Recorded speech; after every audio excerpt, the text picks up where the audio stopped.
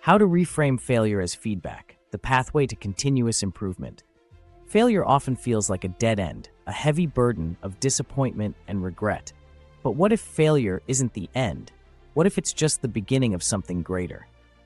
The truth is, failure is an inevitable part of growth, both personal and professional. The real key to success lies in how we respond to it. By reframing failure as feedback, you can transform setbacks into stepping stones.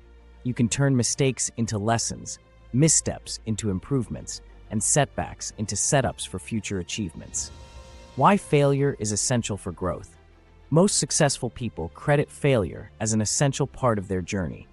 Thomas Edison famously failed over 1,000 times before inventing the light bulb. His response to these setbacks? I have not failed. I've just found 10,000 ways that won't work. This mindset shift, from seeing failure as a defeat to viewing it as feedback, is what fueled his innovation. Psychologists support this perspective, noting that a growth mindset allows individuals to view failures as opportunities rather than threats to self-worth.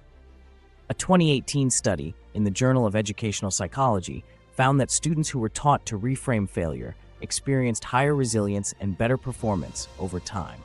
Turning failure into feedback, real-world examples.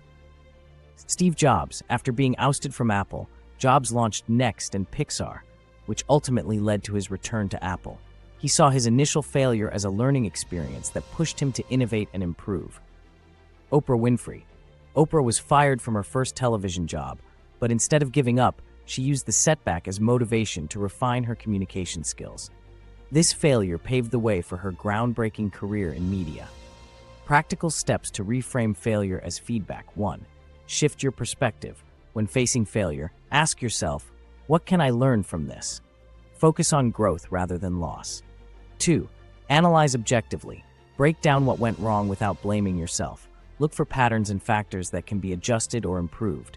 3. Create an action plan. Turn your analysis into a strategy for improvement. Whether it's refining a skill, adjusting an approach, or simply trying again, use failure as a guide. 4. Practice self-compassion. Remember that failure is part of the process, not a measure of your worth. Be kind to yourself as you navigate setbacks. Conclusion: failure as a foundation for success. Reframing failure as feedback is more than just a mindset shift. It's a tool for continuous improvement. When you see failure as an opportunity for growth, you build resilience, improve performance, and ultimately increase your chances of success. The road to achievement is paved with lessons learned from what didn't work. Embrace failure, learn from it, and let it guide you to better outcomes.